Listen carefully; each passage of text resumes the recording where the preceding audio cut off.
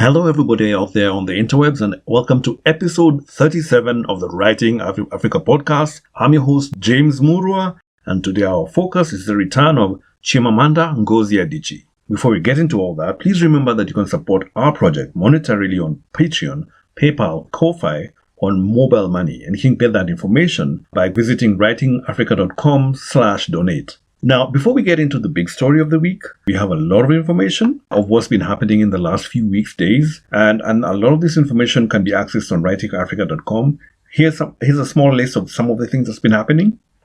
We've had the International Book Prize 2025 long list.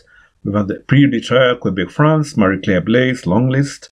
We've had the Sheikh Zayed Book Award short lists. The Pen Faulkner Award for Fiction 22 shortlist. We've got the Prix Jean-Marie Adichie Prize, the Ivorian Prize. We've got the finalists. We've got the Zimbabwean National Arts Merit Awards. We've got the Scottish, those had winners. We got the Scottish Book Trust, had a winner who's an African origin person. Our friends at A Long House announced the Rajat Neoji Fellows for 2025.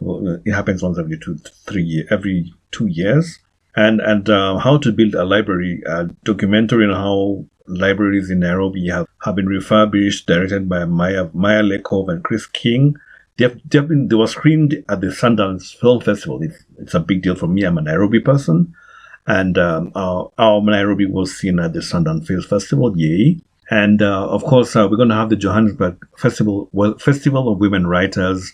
That's happening this Sunday, March 9th. So those are some of the stories you'll be finding if you go to writingafrica.com. The updates come every day, every weekday. Let's get into our main story. Chimamanda Ngozi Adichie. She is arguably the most famous African writer that didn't go to the Makerere conference in 1962. She is world famous. She's written novels. She's written non-fiction tomes, and she's written a book for children. Some of her books: Purple Hibiscus, 2003; Half of a Yellow Sun, which is my favorite. Half of a Yellow Sun, I consider it to be her magnum opus, 2006; Americana, 2013. Then she wrote We Should Be Feminists, 2014, came from her very famous TED Talk, which was then referenced by Beyonce Knowles in one of her many famous albums. Then she wrote Dear Ejawele, or A Feminist Manifesto in 15 Suggestions, and Notes on Grief. Those are Notes on Grief was on the passing of her father. In 2023, she wrote the children's book Mama's Sleeping Scarf, and this year we have Dream Count. It's her new book. So from the books that I've just told you about, she's won numerous awards, man. She's won awards. She's been given honorary degrees by many colleges around the world. If I was to start telling you about the awards she won, or she was nominated for and just didn't win, short list, long list, this podcast will take 3 months.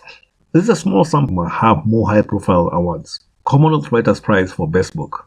Orange Fiction Prize for Fiction. The Orange Prize is now the Women's Prize for Fiction. She won the U.S. National Book Critics Circle Award. She's won the Barnard Medal of Distinction. She's won the W.E. Du Bois Medal. That's from Harvard. She won the Penn Pinter Prize.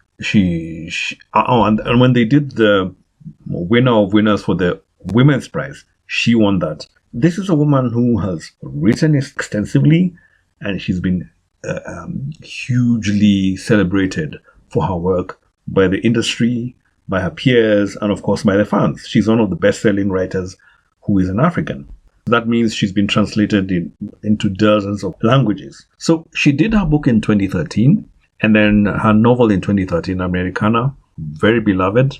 And then she kind of went on her hiatus, and she wasn't doing a lot of fiction writing. We had 1 or 2 stories, but she went a bit quiet, which means that, when people are a bit idle, she was involved in 1 or 2 things. She was involved in an interview where she was talking about trans women vis-a-vis women. Landed her in a lot of trouble because she had on a women that trans women are trans women.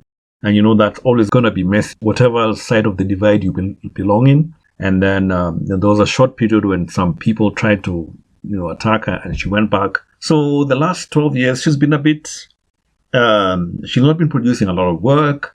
and people have been trying to come at her, to get a pound of her fame and parlay that into their own fame. It's not been great for her, but the minute we heard that there was new work coming from Chimamanda Ngozi Adichie, it was almost a bombshell, because some of her fans had almost given up. It'd be like, okay, she's agreed, no more fiction, she's gonna chill.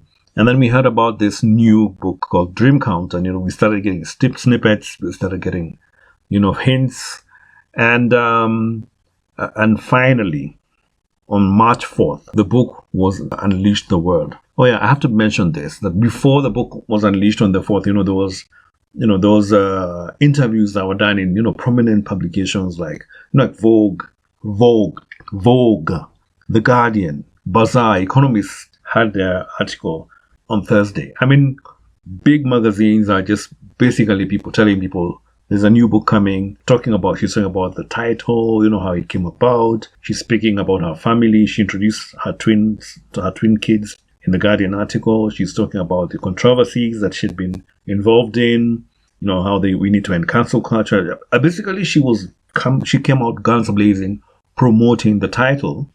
And the book came out on March 4th, which is like a magic day, where every serious book comes out in March 4th. And I went on Google and asked, why is it that on March 4 there are so many books which are published on that day? And it turns out that it's a thing from the publishing industry where they use that title because people are buying books in spring. So March 4 is the one they use and say, we're going to use this as a platform to sell many new books. Dream Count was one of those books. It follows 4 characters. 3 of them are Nigerian elites. Chiamaka, a travel writer. Zikora, her best friend, who's a lawyer. And Omelogor, who is Chiamaka's cousin. It also incorporates Kadiatu, who is Chiamaka's housekeeper. And it's about these 4 women and all that. I haven't read the book, and I'm not going to read you the blurb. Later on, you can get it anywhere. The buzz has started to become so good because, it came out on March the 4th. And the first endorsement you get is that you unleash this book on March the 4th. And then on the same day, March the 4th, the Women's Prize for Fiction announces the long list for the most recent edition. And that book is included in that long list. And so it's in the running for the Women's Prize, the UK's Women's Prize for Fiction. And of course, it's not the only one. She's not the only African who's on that, or African heritage person in that long list. We have Laila Lalami, whose Dream Hotel is also in the list, and Karen Jennings, the South Africans, also her book is in the long list. So already, there's been a huge amount of publicity. There's been a huge amount of buzz online. Fans are like, yeah, we can't wait. We're excited. And finally, people have been reading the book, and I've been seeing comments. I haven't gotten the book yet. I'm still waiting for my copy, but I've been seeing the comments. Some of them they're mixed. Some of them are mixed. Some are very, very, very positive. It's a great book. It's a great read, classic Chimamanda. But the reviews that are reading, I haven't really read a really good, great review.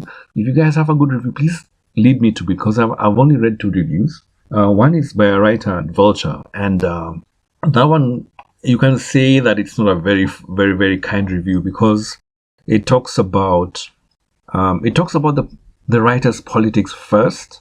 And then it goes on to the writer's craft, the storytelling.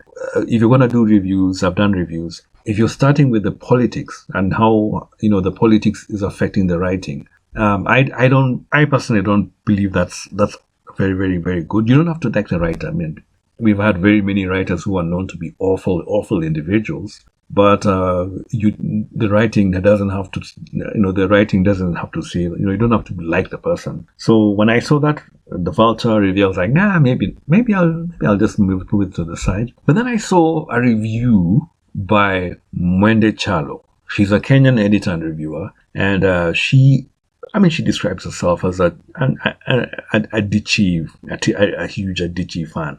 And the review is also not very kind, not very, very, very positive. I mean, she says it's a good book, it's well good writing, but it's it didn't really excite her as much as it should have. I'll just read from her review. Her review, she says, and I quote, "Ultimately, Chimamanda still writes well, but not even her writing could salvage the book's lackluster plot. As an editor, I felt that if she was my client, the book should have been worked on a bit longer, cooked for several hours more before it would be near ready. And given the book centers the lockdown, one realizes that it's probably a 2020 manuscript. Those COVID parts felt a bit real. So to sum it up, it's the first Chimamanda book I've not enjoyed.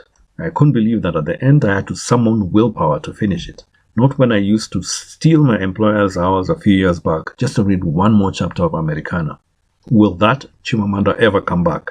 End quote. Wow. You got one side of the conversation, which is, this book is amazing and it's good enough that, we'll promote it in the biggest publications on the planet that write in English. It's good enough that we're going to have it, in one of the biggest literary prizes on the planet, in the UK and in English writing.